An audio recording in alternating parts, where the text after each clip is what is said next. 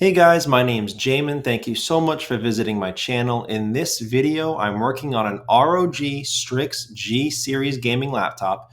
The exact model is on your screen. It's one of the G531GT series. I'm going to show you how to open it up, access your heatsink, fan, CPU assembly. If you need to clean it out, replace something, or maybe even reapply thermal paste. So first thing guys, power down the computer the correct way, make sure that it's off and unplugged from your charger. We're then gonna flip the computer over to access your bottom case screws. Now this computer has quite a lot of screws on the bottom. You'll see these 4 on the top edge of your screen, these 4 on the bottom edge, and these 3 in the middle. Once you get those screws out guys, you're gonna take a small, flat, preferably plastic pry tool because plastic tends to scratch your cases less than metal does, but some sort of plastic pry tool like a guitar pick. And you're going to go around the entire edge of your computer and gently, slowly but firmly pry off the bottom case from the computer. Now be careful not to put your pry tool too far in. You could damage some internal components, but just keep it on the edge. Even if you have to take a couple passes around, and even if one side gets stuck, leave it, go on the other side, keep going around until you get that bottom case off. Now, once your bottom case comes loose, guys, don't just rip it off. If you notice here, I have my bottom case just set up a little bit and set down. The reason for that are these 2 ribbon cables right here. They're attached from your bottom case to your motherboard. And if you rip off your bottom case, you'll damage those ribbon connector ports. So we want to take these off and then we can remove our bottom case entirely.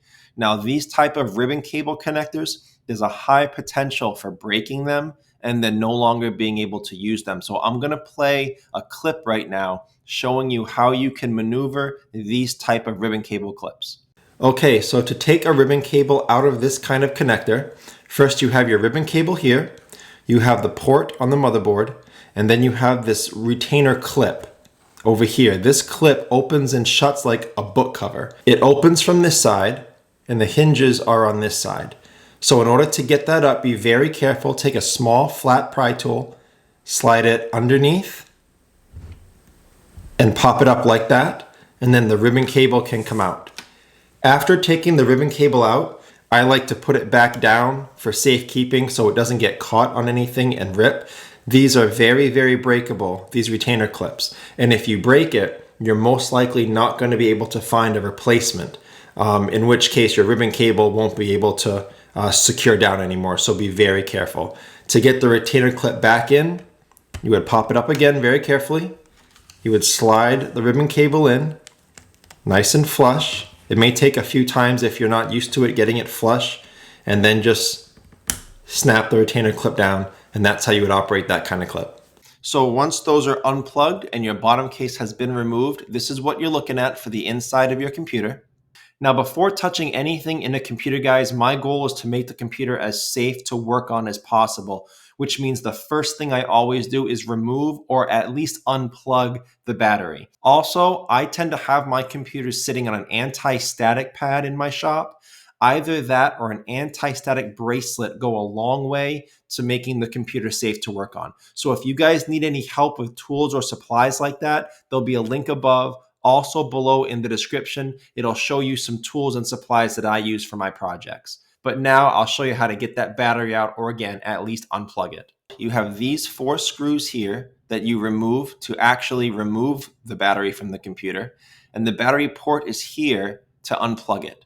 So this type of battery port, check yours out guys. You'll notice it's a 2-part clip. You're gonna push that top part up, slide it up toward your fan, get it away from the rest of the clip, and that will release this clip. And then you can just pop it off straight up and out of your computer. That's how you would remove that battery. That's how you would unplug it from the motherboard. So after the battery has been removed, we can proceed further into the computer. This is your heatsink assembly here. These are your fans, the fan on this side, the fan on this side. The heatsink assembly goes from this vent to that vent over your GPU and your CPU. So this is the whole heatsink assembly here. If you needed to replace the fans or if you just wanted to clean this stuff out, you have 3 screws on each fan, 3 over here, and then you would have to unplug the fan from the motherboard. So this one plugs in right there, this one plugs in right here. Don't pull on the wires, guys. You could damage it. Put your fingernails or a pry tool on either side of that plug, either grip, and then wiggle it out until you can unplug it from the motherboard. That's how you would unplug these fans from the motherboard. At that point, you can vacuum them out, blow them out. Same thing with your vents if that's why you're here, to handle any sort of overheating situation. As a side note, guys, any replacement parts you need for this computer, there'll be a link above, also below in the description, for all the replacement parts that I found for this computer if you need help finding those. To get your heatsink assembly off, if you're here to reapply thermal paste, there's 4 screws here over the GPU and 4 here over the CPU. Keep in mind, after taking that off, you want to fully clean the old thermal paste off before reapplying yours. I'll have a video link above, also below in the description, showing you how to reapply thermal paste the correct way, so it gets the max heat out and you're not gunking it up too much. So I hope this video helped out, guys. That's how you would access the heatsink assembly and maneuver it. If you have any questions, check out the FAQs below in the description. It could save you some time getting an answer. If you do need to leave me a question, please feel free to. I do try to get to those a couple times a day at least. So thank you so much for watching, guys. I look forward to seeing you on my next video.